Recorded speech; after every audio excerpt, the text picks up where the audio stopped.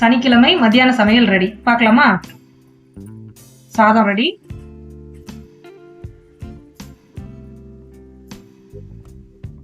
அடுத்து நண்டு gravy ready ஆயிடுச்சு. இன்னைக்கு மீன் வாங்கலை, ஏன்னா வீட்டில் எல்லாருக்குமே சளி இருமலுமா இருக்குது. அதனால் நண்டு வாங்கிட்டேன். நல்ல தேங்காயில் மிளகு சீரகம்லாம் போட்டு அரைச்சி நல்லா காரசாரமாக ஒரு நண்டு கிரேவி பண்ணியாச்சு.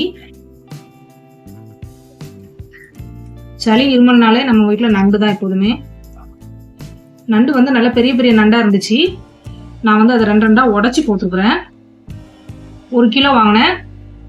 1 கிலோ வந்து 300 ரூபாய். இப்போ சாப்பாடு போட்டுடலாமா?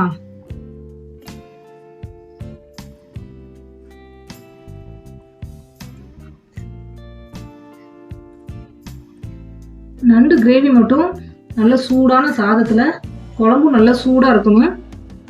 நல்லா சுட சுட வச்சு சாப்பிட்ணும். அப்போ தான் டேஸ்ட் சூப்பராக இருக்கும்.